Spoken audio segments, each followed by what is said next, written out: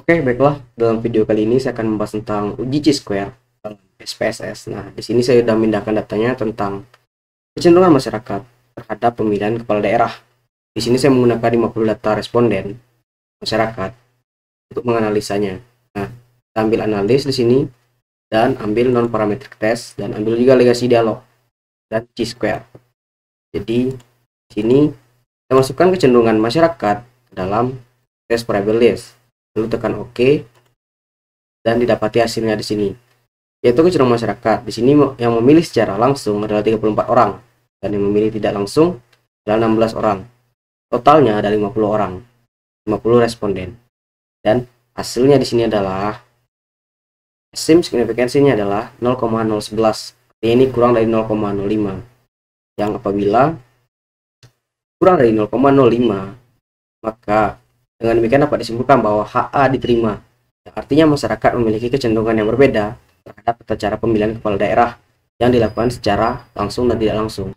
Nah, video selanjutnya itu tentang penggunaan uji Mann-Whitney dalam SPSS. Nah, di sini saya sudah menggunakan datanya, sudah punya datanya, dan kita akan mengolah datanya. Nah, di sini itu seorang peneliti ingin mengetahui apakah terdapat perbedaan penjualan berdasarkan pendidikan sales dalam kurung responden.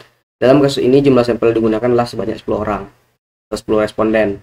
Nah, di sini digunakan kode 1 dan 2, yaitu adalah kode digunakan untuk mengkategorikan data pendidikan yang semula tidak berbentuk angka lalu diubah dalam bentuk angka, di mana angka 1 sebagai simbol dari pendidikan SMA dan juga angka 2 sebagai simbol dari SMP atau pendidikan SMP.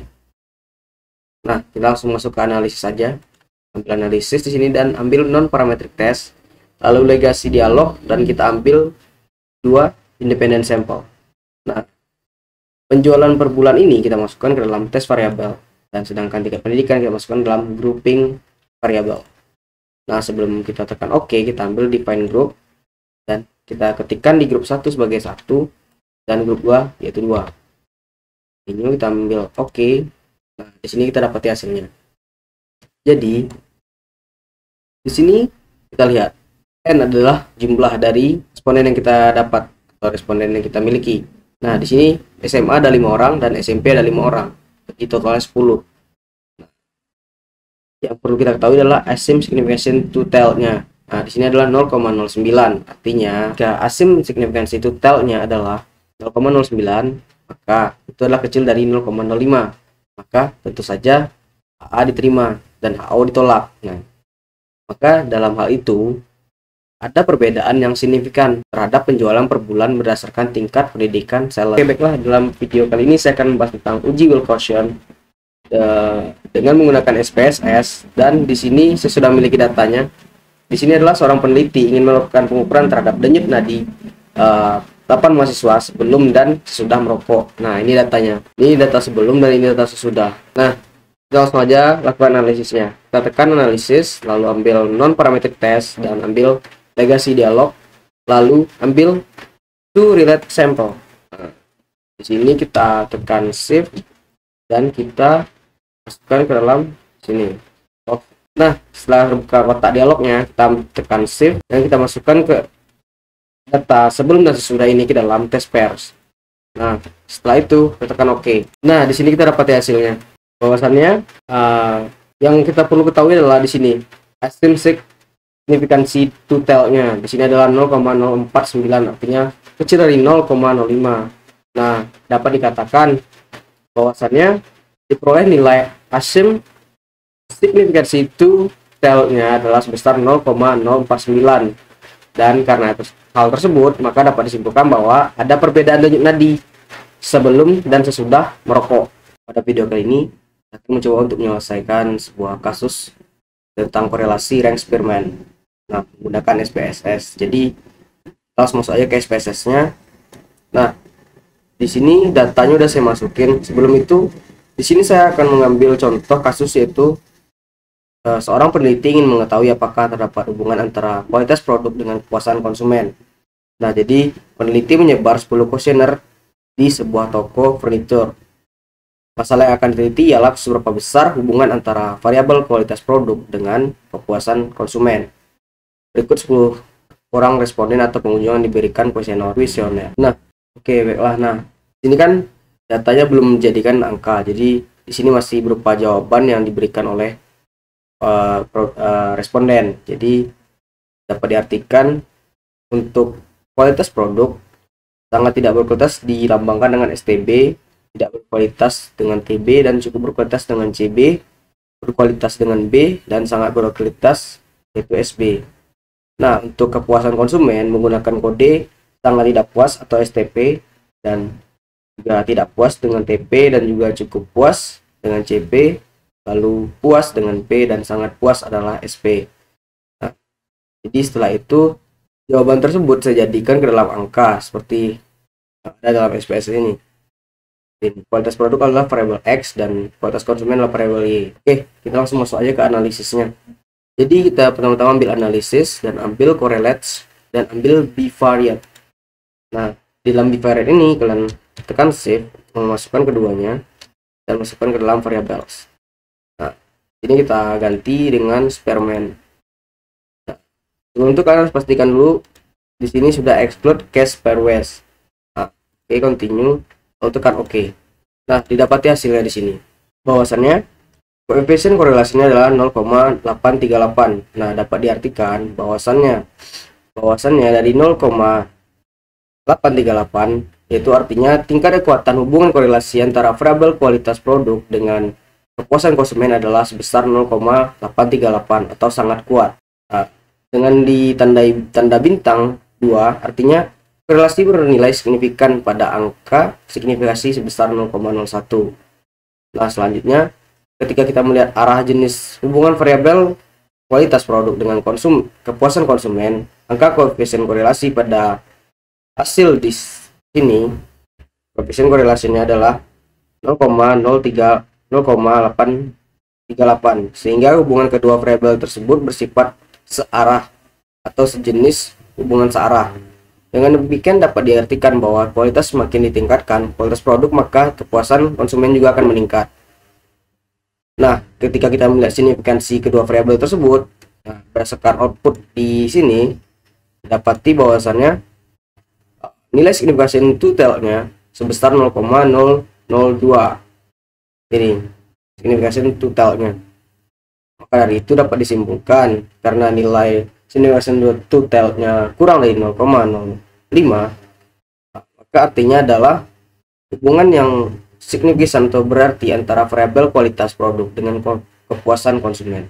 Pada kasus selanjutnya saya akan membahas tentang uji statistik menggunakan metode uji Friedman. Nah, jadi di sini seorang mahasiswa jurusan gizi ingin mengetahui apakah susu bubuk merek subur gemuk benar-benar dapat meningkatkan berat badan seseorang dalam kurun waktu tertentu. Jadi dia memakai 15 orang yang hendak melakukan program peningkatan berat badan ditimbang untuk mengetahui berat badan awal.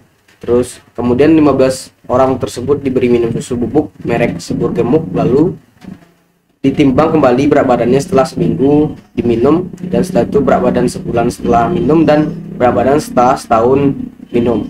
Adapun data berat badan ke-15 orang tersebut, nah sebagai berikut sudah saya masukkan ke dalam SPSS. Nah, jadi langsung aja olah dari data yang sudah ada di SPSS ini. Jadi kita ambil analisis dan ambil non parametric test dan ambil legasi dialog dan juga ambil key relate sample. Jadi di sini ada 4 buah ya, kita masukin ke dalamnya test variabel, dan sebelum itu ambil statistik dan centang kedua deskriptif dan juga quartiles ini. Nah, setelah itu tekan OK, jangan lupa pilih Friedman di sini. Nah, didapati hasilnya di sini. Jadi dapat disimpulkan bahwasannya di sini adalah nilai dari jumlah siswa atau mahasiswa tadi, yaitu 15 orang, dan rata-rata per bulannya kenaikannya. Jadi di sini dapat diartikan bahwasannya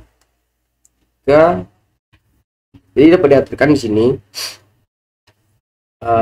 min atau nilai rata-rata dari masing-masing pengukuran berat badan tempat. Jadi dapat diartikan di sini ada tabel Friedman test di sini, dan ini adalah tabel ranknya. Tabel rank ini menunjukkan rata-rata berat badan dalam bentuk ranking, di mana berat badan paling besar berada di waktu pengukuran BB setahun. Ya, sini dalam tabel ini adalah 3,97 dan paling rendah itu ada di BB awal yaitu 1,27. Nah, di sini membuktikan bahwasannya kita lihat di sini di tes statistik. Ini membuktikan bahwasannya jika nilai ASIM signifikasi besar dari 0,05 maka HO diterima dan HA ditolak. Sedangkan sebaliknya jika lebih kecil dari 0,05 maka HO ditolak dan HA diterima. Dan kita lihat di sini ASIM signifikansinya adalah 0,000. Jadi dapat dikatakan kecil dari 0,05 maka HO-nya ditolak.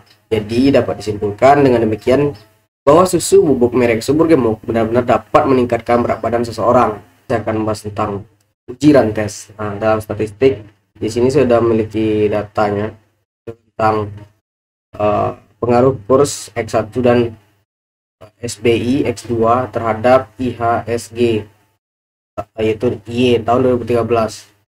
Nah, di sini tuh saya udah masukin datanya, data yang ada di sini saya masukkan ke dalam SPSS. Nah, jadi kita langsung aja melakukan analisis rantesnya.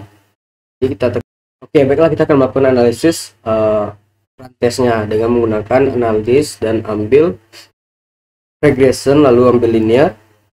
Nah, di sini kalian harus pindahkan IHSG ini atau variable Y ke dalam dependen dan variable X2 dan X2 X1 dan X2 pindahkan dalam independen. Nah, di dalamnya tersebut kalian tekan save lalu ambil unstandardizer. Nah, continue dan tekan OK, abaikan saja. Nah, setelah itu kalian ambil lagi analis dan ambil null parametric test, negasi dialog dan juga runs. Nah, di sini yang perlu kalian masukkan adalah unstandardizer ini. Dan jangan lupa untuk membuat median di sini. Masukkan unstandardizer ini lalu tekan OK. Nah, didapati hasilnya di sini. Nah, jika kita mengambil dasar pengambilan keputusannya, jika nilai ASIM signifikansi totalnya lebih kecil dari 0,05 maka terdapat gejala autokorelasi, dan jika tidak maka tidak terdapat gejala autokorelasi. Nah, berdasarkan yang didapat ini, berdasarkan output SPSS diketahui nilai ASIM signifikansi totalnya sebesar 0,762 nih, yang ini. Nah, lebih besar dari 0,05 maka dapat disimpulkan bahwa tidak terdapat gejala atau masalah autokorelasi. Dengan demikian, masalah autokorelasi yang tidak dapat terselesaikan dengan metode Durbin-Watson dapat teratasi melalui uji rantes, sehingga analisis regresi linear dapat dilanjutkan. Oke, baiklah, cukup sekian aja mungkin materi yang dapat saya paparkan dalam video kali ini. Saya ucapkan terima kasih. Assalamualaikum warahmatullahi wabarakatuh.